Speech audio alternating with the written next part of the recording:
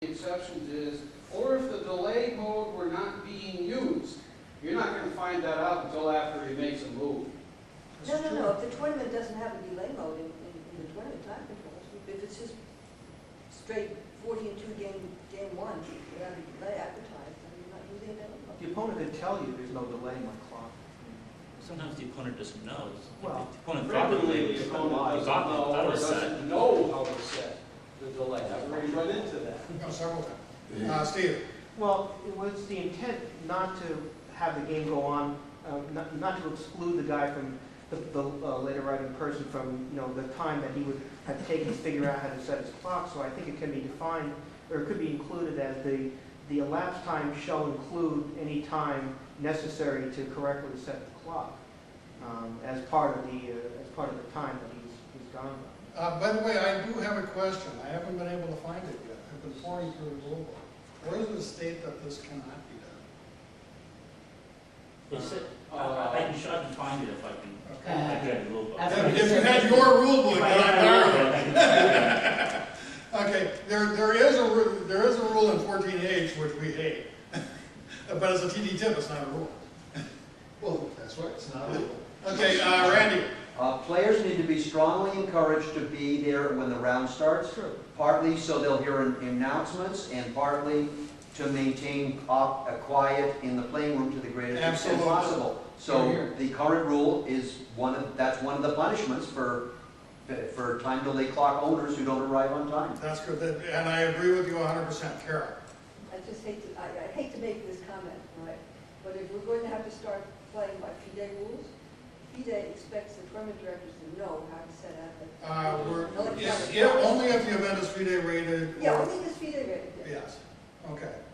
Steve. Well, as I pointed out, and I agree that players should be there at the start of the game, but sometimes there are situations where the player is not really negligent and late, and it's not necessary, especially now that the rule for the insufficient losing chances has been put back, where at the director's discretion, without advertising in advance, he can or cannot allow, as he chooses, not to allow any ILC claims. The player really, if it's a late player, would not have any protection against no ILC claims being allowed, and there might be a legitimate situation. It is possible to envision situations where the late... That's precisely why we have the 1 hour limit. Okay. Right, that's for a forfeit. That's a good limit for a forfeit, because it's already, as you point out, that's a good idea, not to penalize someone at 0 seconds. But there's other bad things that can happen besides just losing the game. The other situation that can happen is you have a standard clock and you can't use it because something happened. You need a 4 or 5 freeway. Well, again, you should have planned ahead. Okay, Ken. I don't think that's a good answer. You should have planned ahead. I think it's kind of a smart answer to sort of toss off a legitimate complaint. Yeah, Believing everybody is late because it's not their fault is also a smart answer. There are people who are going to game the system, Steve. Well, and you're giving them that shot. No, I'm not giving him a shot. Someone is... Because you believe their lie. You know, I had a person show up for a game one day, 1 hour and 3 seconds late. And he claimed he was only 3 seconds late. Why couldn't I let him in the game? Of course, he pulled the same stunt the day before. I'm not talking about this issue. And I said, you're out of the tournament. Go by. Okay. But the point is that a player doesn't consider himself late until that time has already expired. And that's Jim's point. Okay, Mike. Cam, sorry. Serious question for Carol based on her last comment. Does FIDE expect the arbiters to be able to set all digital clocks or FIDE-approved clocks? Serious question. Because there's a difference. Well, there's really, I think it says all electronic clocks. All right, here's the rule. I mean, you have the general idea of how to set them, and they're not all that hard to do. You have a general idea of how to Thank you, Bob. the menu on the back and so forth. Here's the rule about replacing the clock. Okay. B. What is this? This is 5FB. A game with a mixed time control or etc. is to use a time delay clock set with 5 second delay at the beginning of the game. However, if the game starts with an analog clock, it should remain. However, in the except in the procedure described in 14H2. We know what 14H is. It's a claim, but it's a. Yes, 14H2 is, yeah, claim of insufficient losing That's way at chance. the end of the game. Huh? So the basic rule is, once you start with an analog Um, clock, you stay with analog. Exactly. All right. It says, if the game starts in Mike's motion, this is before the game starts. Not if I'm quiet, and I make a move and push my analog clock, the game has started. Right, And the right. flag shows up, it stands. Right. Okay. So he's basically modifying Rule 5FB. He'd actually said that in the motion. Does he Yeah. say that in there? Probably. I mean, it'd just be nice for people to reference, Yeah. who want to do that Right. before they make up their mind. It says that, doesn't it? Well, I'm asking that. why- Actually, it's 42D. I don't have it in front of me. Actually, he's referring to 42D, the standard timer, You say 5F. Let's see. the equipment section. Right, 42D.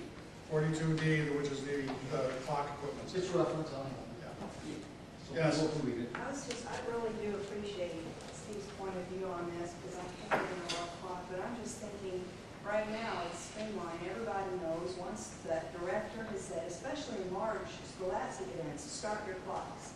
I can just imagine the 50 scholastic players coming in 5 minutes late with their delay clocks, all trying to set seconds and replace those analog clocks with delay clocks, the chaos. Yeah. And also, a lot of those cheap wind-up clocks, when you have a second counter, they have that thing goes, how are you gonna set seconds for that? I mean, that seconds are part of the time. Of course, this is a small number, one can read it. I mean, does anybody That's a else separate see that that could be huge chaos? It's the Yes. scholastic community, they have their own set of rules. Oh, I'm being snide and snarky now. So they can just say, in scholastic tournaments, you can't do that. How many scholastic tournaments are really FIDE rated? But I wanted to. And FIDE has its way about that? You know, I actually favor Steve's amendment from an organizer's perspective. I mean, we've been talking about punishing the player with the analog clock versus whatever. From the organizer standpoint, you want that delay clock in, because it eliminates this 14-8 draw play. From the TD standpoint. From a TD, The yeah. organizers don't give a flying damn. All right. I kind of play both roles, so I Well, kind of most make of sure. us do. So, you know, all right, from a TD standpoint, you really want this in. And so any kind of rule change that allows that substitution to occur, I think should be favorably considered. Then would you further allow the organizer to supply a time delay clock at his discretion? Yes. Okay. Okay. Any further discussion? Yes, Mike. I know. I just want to point out that this also benefits the other players who are nearby potentially in the event that there is no ILC claim announced at the tournament allowed, and then there's one more source of a potential clock smashing incident that's been averted. And, but of course, there's also the disturbance that occurs during the game while doing The other ones are finished. Okay, so there's disturbance either way. Right. I don't, you know, Steve, I don't see how anybody has an analog clock left at your tournament because they're always being smashed. And should be. I don't know why USCF sales still sells analog clocks. At least to promote that. And endorse them, yes, but Yes, well, so based on this Rule 5 I mean, they have FB, special numbers. it sounds like for this motion, if this motion passes, we also need to change 5FB to make an exception. It says, once you start with an analog clock, the game must continue. It says except for 14H, we have to say also except for 42D. yeah. So we You might amend this as a motion. Okay. All in favor, let's call the question. Or we might want to expand this discussion to change our mind and say that when available, a standard piece of equipment can be substituted for substandard equipment at any time. No, it's not. Ooh, should I not like be it. any time. No, because if you had it at any time, Yeah, that's what I mean. Halfway through the game, you decide, oh, there's 5 minutes left. Let's switch now. Okay, well, Yeah, we we go have an on. analog analog clock, I'm 10 minutes ahead of my opponent. Yeah, I probably want that digital now. Yeah, right. I want the 5 seconds, okay, yes. Let's go over here, yes, let's go over here. Does this also apply? I don't see any difference in it at all. The situation where, yes, somebody's like, they got a perfect digital clock, but they forget to set it. You forgot to- And I didn't want to set. That's already covered. That's already covered in Under standard equipment. Yeah. Yes, Steve? It shouldn't be any time after the game has, you know, I mean, right. You're after the talking first about move, before after the first completion half of the move. point. Because the position in the game shouldn't allow you to decide whether or not you need to clock the time left or anything else. It just should be whether or not, you know, if the game was not yet started. So I would disagree any other point in the game. Completion of the. Before the completion of the first move, or before the player himself makes a move. Okay? I said completed. That would be friendly. I said completed a move, but maybe it should be determined to move, so that you can't even touch it. You can't even touch it. Right. Okay. All right. All in favor of this motion? As changed to determine? To determine, yeah. Okay.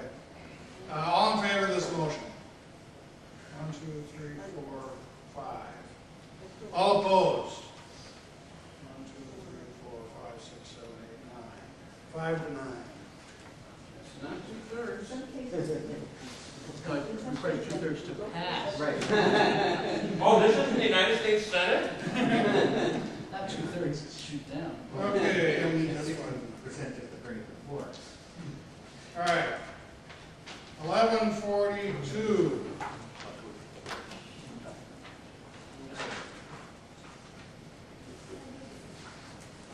Page 24. All right. Where am I?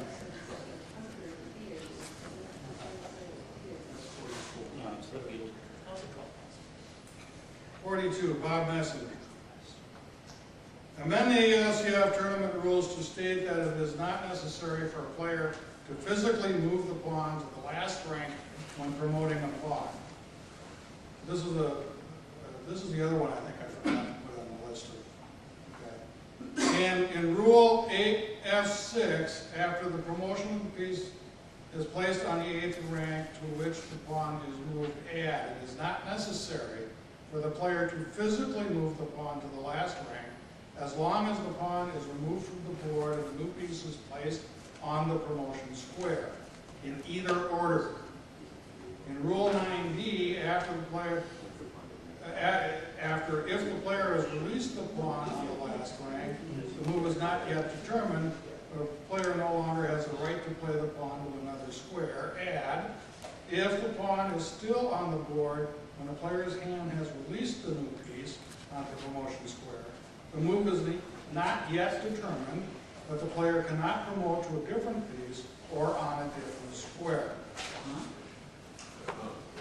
Okay, in other words, you put the queen on the board in front of the pawn and the queen are still on the board, the move isn't determined until you remove the pawn. Why not? What other move can you make then? You can't make any other move. Then the Well, move the is point is, determined. Well, what about castling? When you move the king 2 squares, is the move No, this determined isn't yet? about castling, this What's is the- about what the promoting. Yeah. You just said you can't make any other move, that's the definition of, Yeah. the move is determined.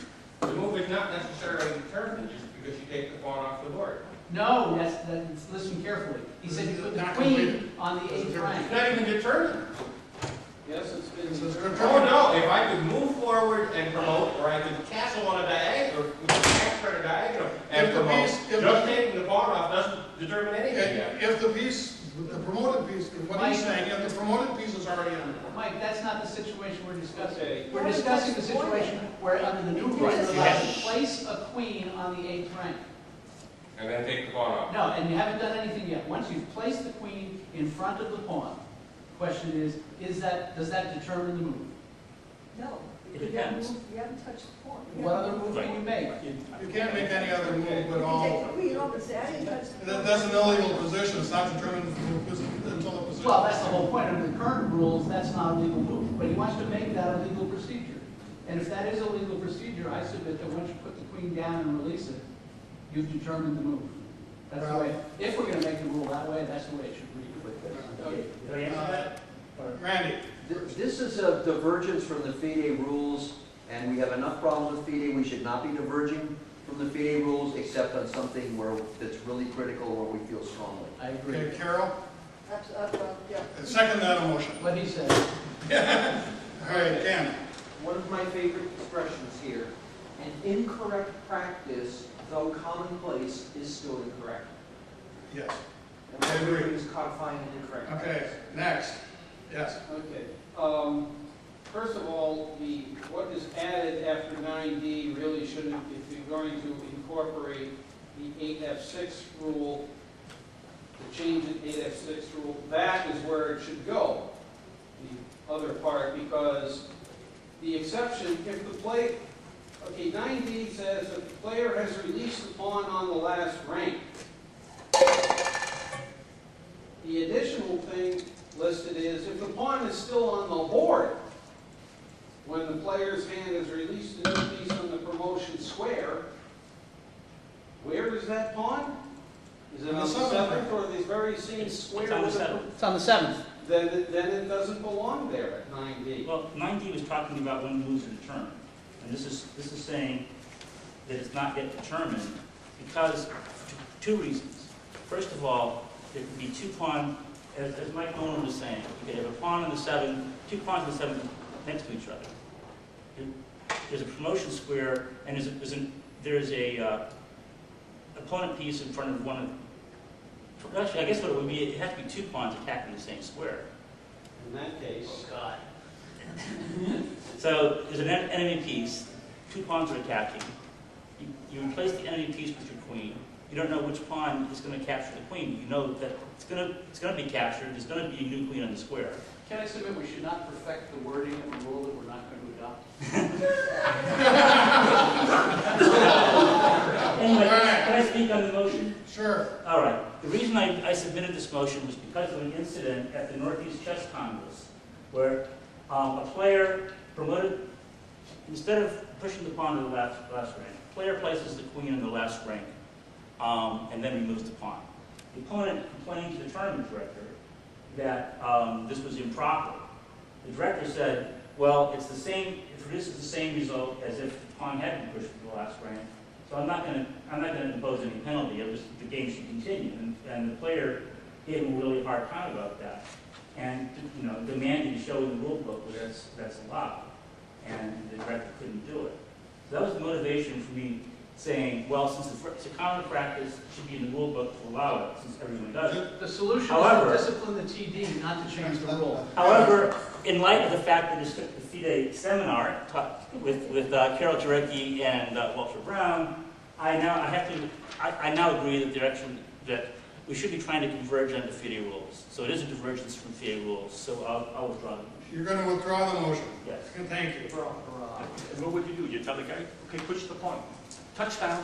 ADM 1143, Bob Messenger. In Chapter 11, Blitz rules. This is the fourth rule proposal for Blitz. Okay.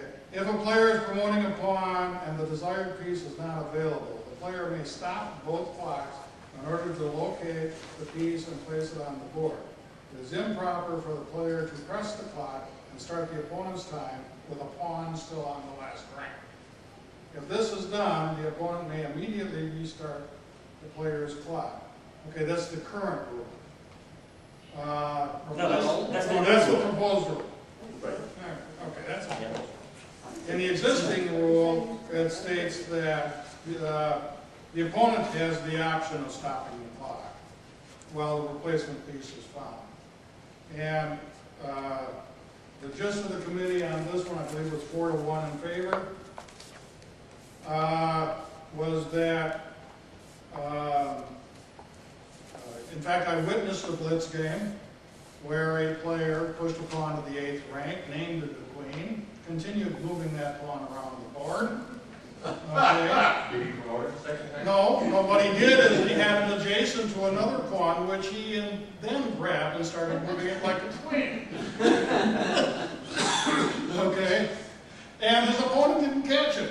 I was witnessing this whole thing, and it actually happened.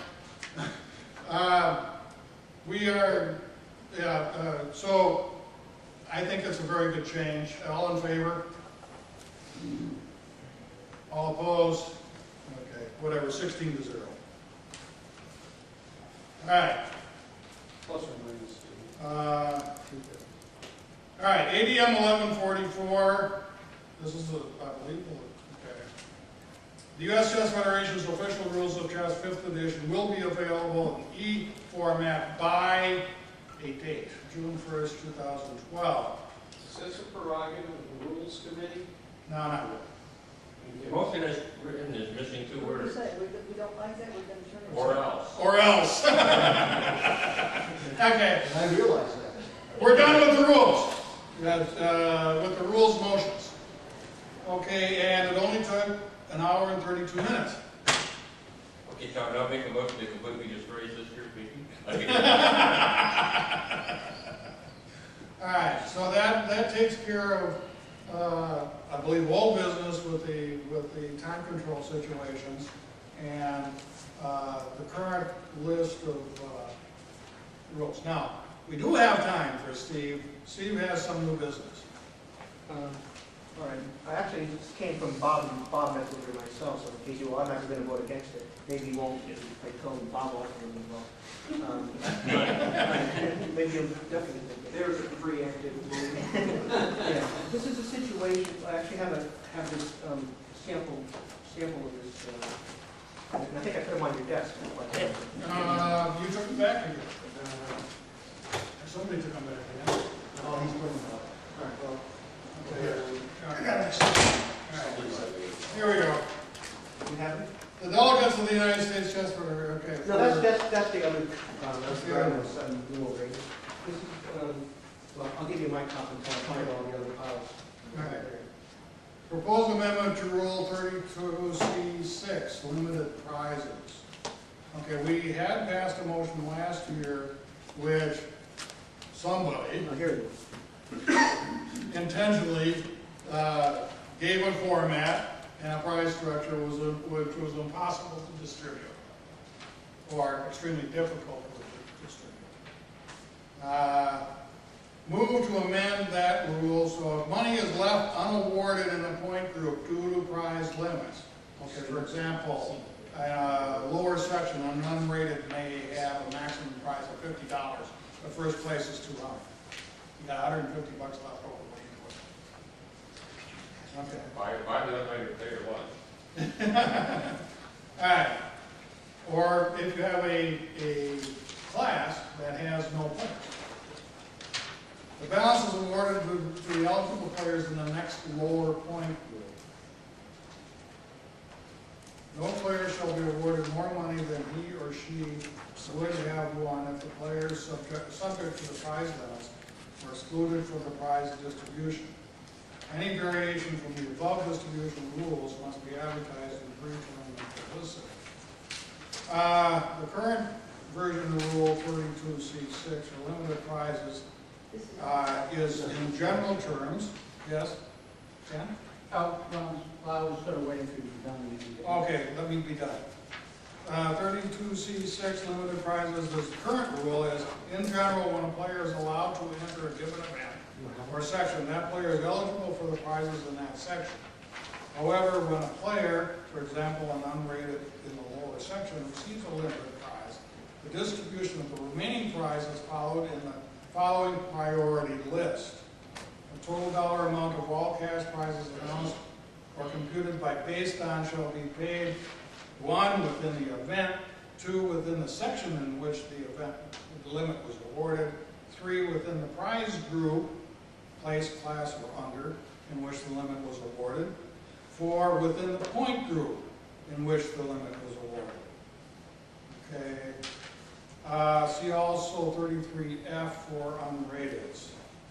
This rule is ambiguous. It says here, this rule is ambiguous because it allows any of the several distribution methods to be used when all the players in a point group are subject to the prize restriction. Another defect is the current rule is that it allows a player to win more money than he or she could have won if the players subject to the prize limit weren't in the tournament.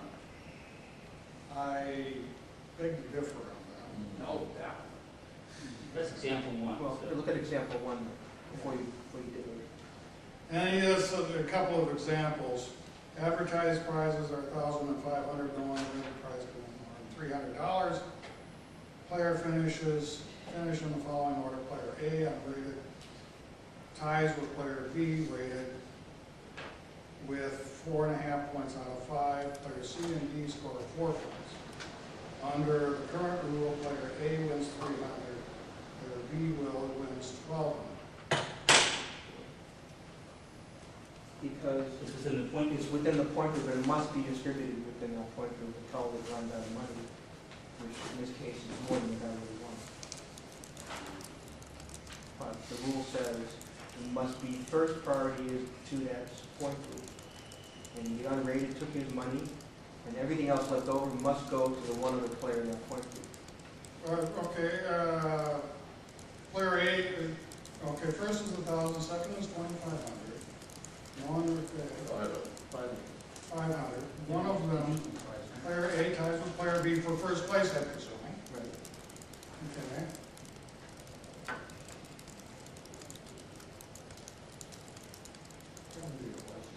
All right. Under the proposal, okay.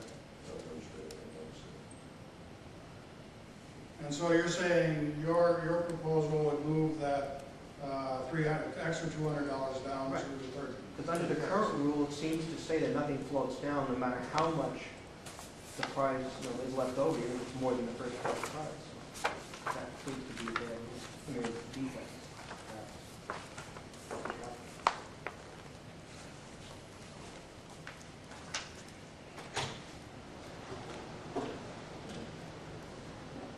Questions? All right. As I look at this, I'm sort of puzzled with this, and I say, Is that what the current rule says? Yeah, the current rules are quoted under Yes. under limited prizes. I don't see player B was $1,200. Player B, who is rated, is now in clear first. Is it, okay, well, no. There's it's not in clear $1,500 first, it's split, tied. and one can only get 300. Right.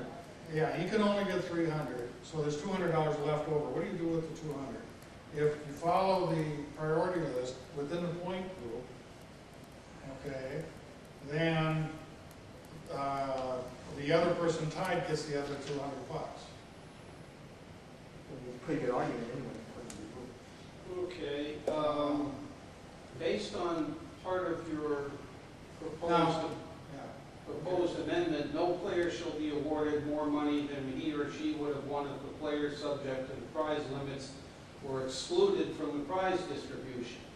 Does that mean then that if that player was rated, you would count it that way?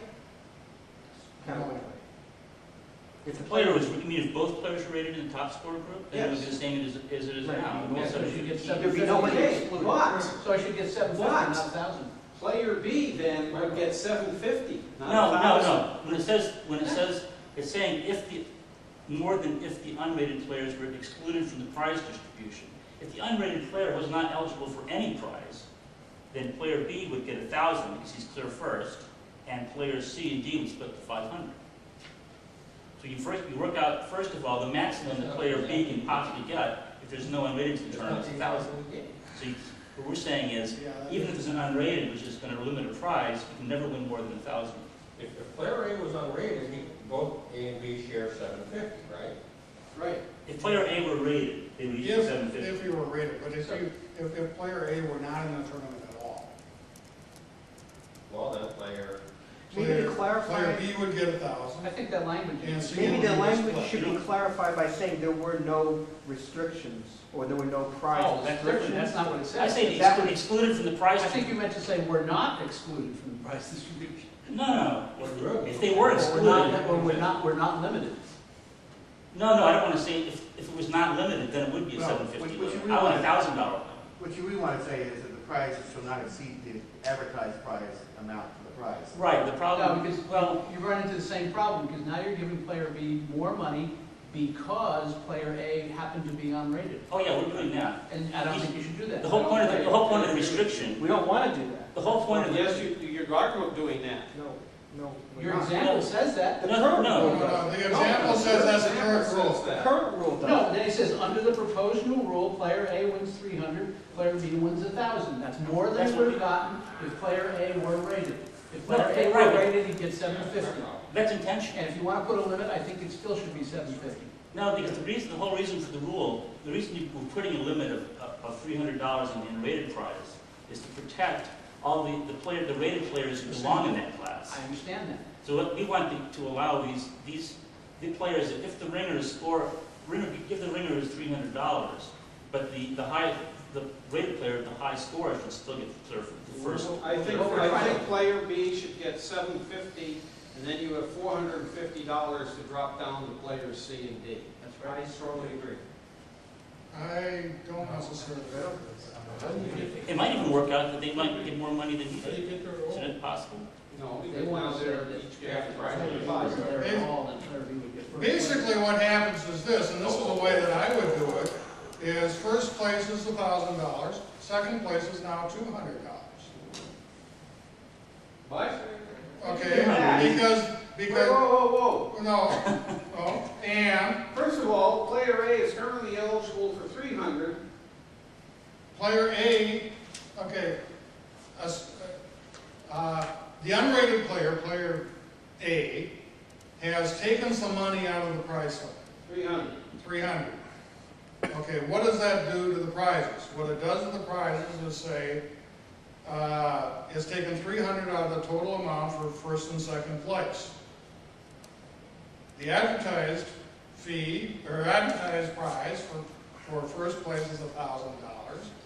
The $300 has got to come out of somewhere, comes out of second place. Now you have a new second place prize of 200, 300, okay, or whatever.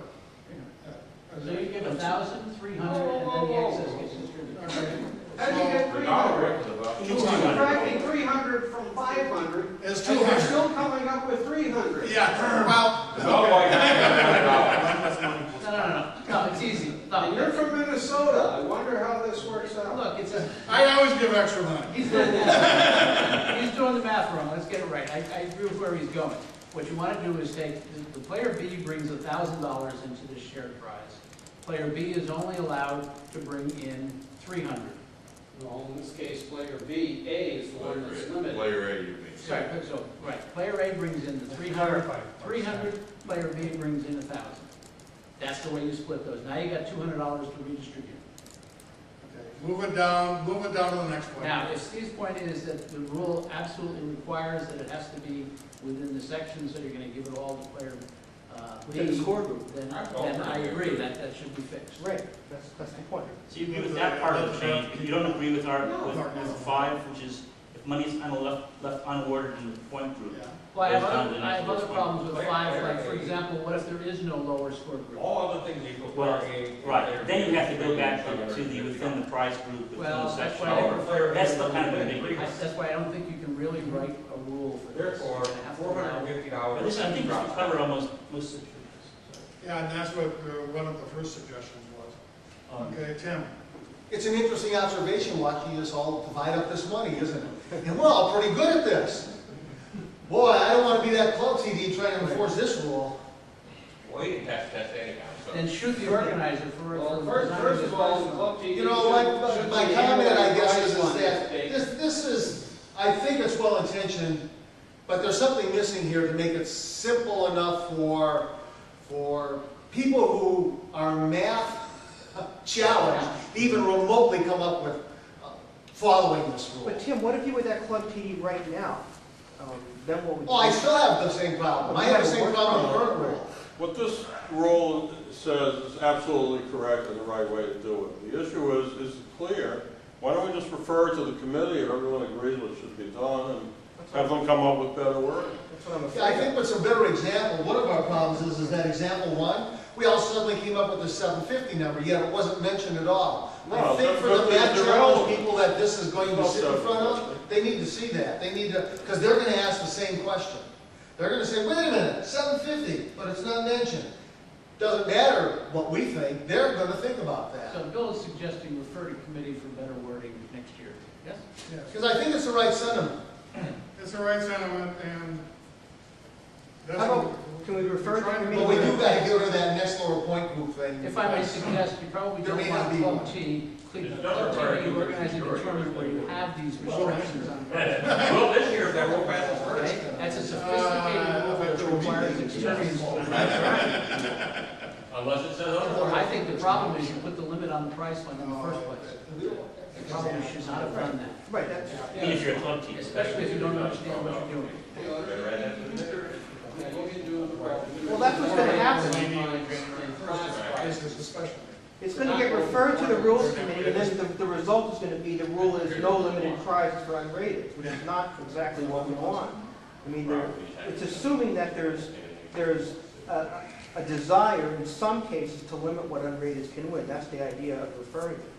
So hopefully it's referring it with the hope of maintaining the prize limit Yes. for unrated players. Right, not so the the idea of getting rid the of it. charter is to find some scheme that will allow you to limit prizes to unrateds and at the same time provide clear guidance to TDs on how to do it. Yes, And that's the key, there's gotta be some clear guidance, and I don't think this is clear. that's it. And no matter, but we tried to come up with some clear guidance, and we could find something wrong with every proposal. If you think the first example is bad, read the second one, if you don't try, you use the current rule and try to figure out how to award the prize. Yes. And unfortunately, we have a few fools throughout the organizing tournament. It's very difficult to write a rule like this that applies to everyone. So No, I'm just saying you have 10 okay, 10 minutes. Gets rid of it. This rule properly written absolutely Right. applies to everybody. I think you will move to refer this to the Rules Committee for further proposal next year, correct? Is it possible to move with the intent to float down, is that, What? add that?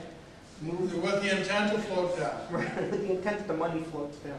Until, you gotta do, yeah, we'll have to come up with something, and you can't float it down anymore. Right. The unrated prize is limited to a certain amount of money, and they win the DE unrated, and they're the only person in that class. What do you do with the leftover money? Then they can figure out that. Pizza for everyone. I like that. Everybody in the tournament's already got a prize.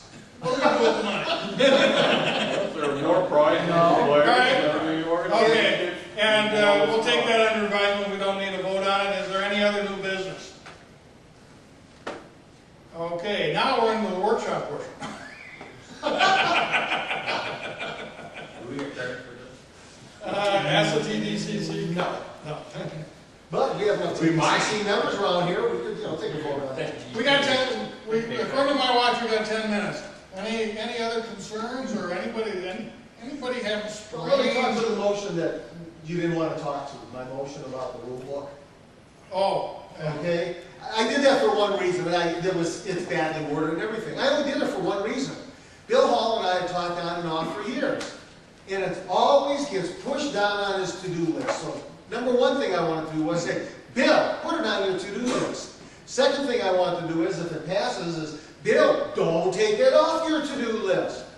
That's all I want to happen, and I'm pretty happy that the board at least looked at it and recognized that they don't have a contract that they can read right now, and I'm pretty happy when I made this motion that Random House, who owns McKay, bought out an e-publishing company.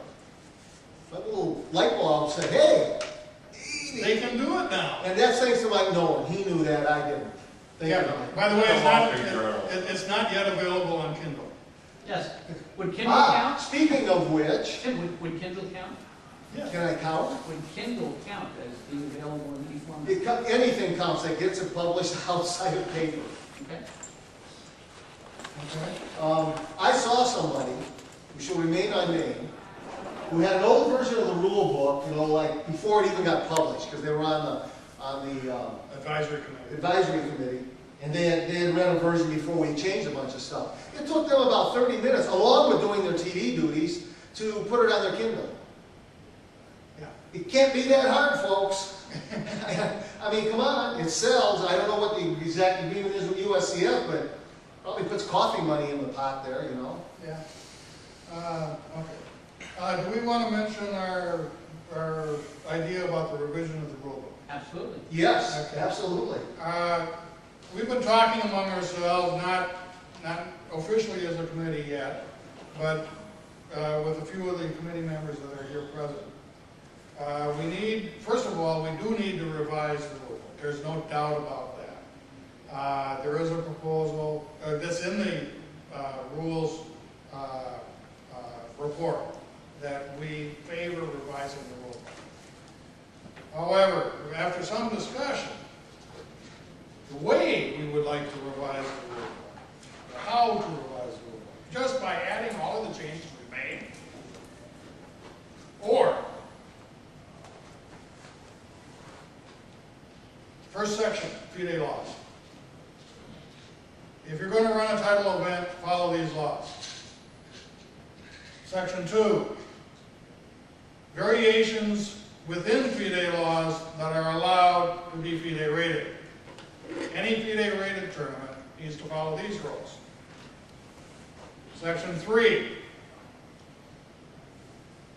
USCF exceptions to FIDE laws. Any tournament USCF rated may follow these rules.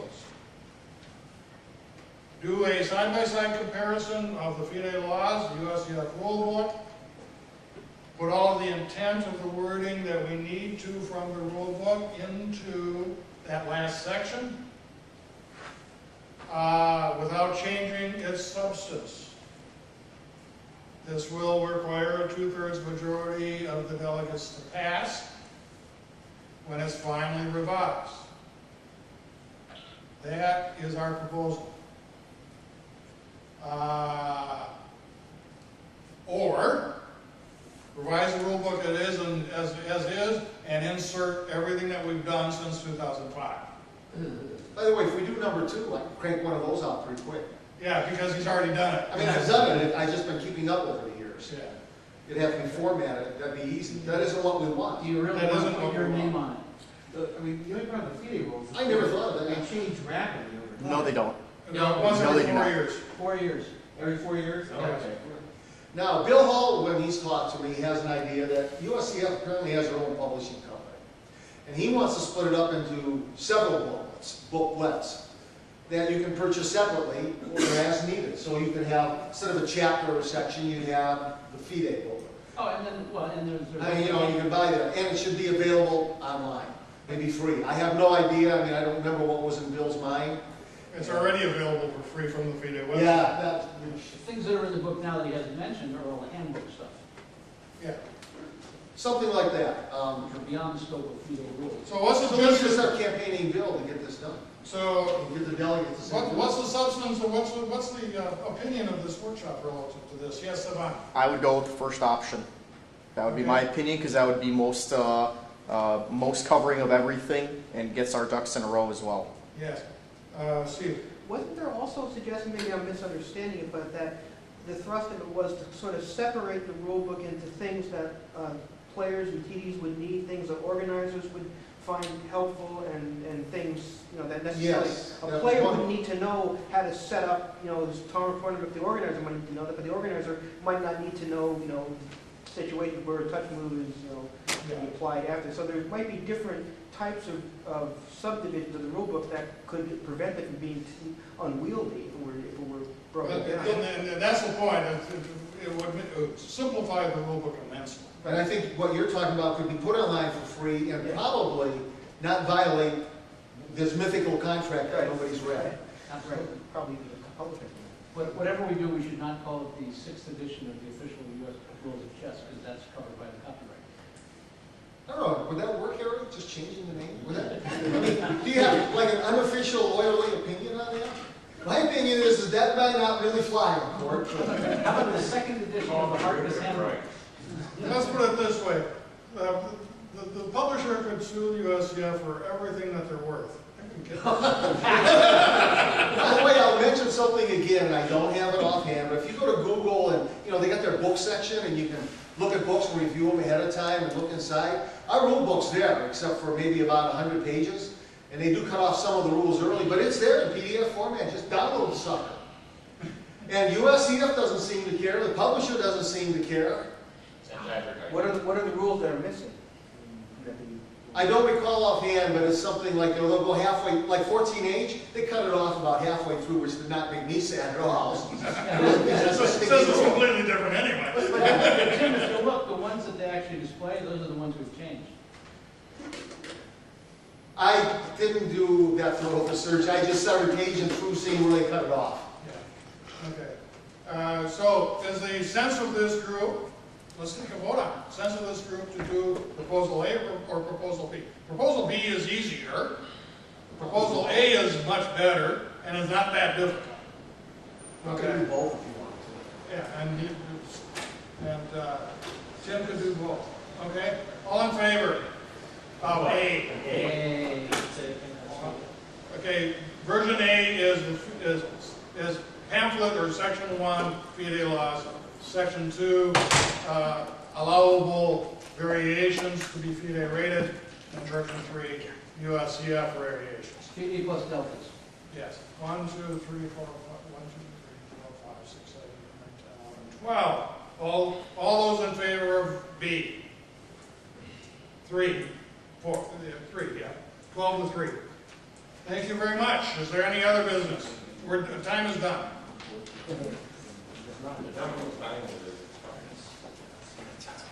Well, I got 2 minutes left on my clock. Somebody explain. I have just resigned. I mean,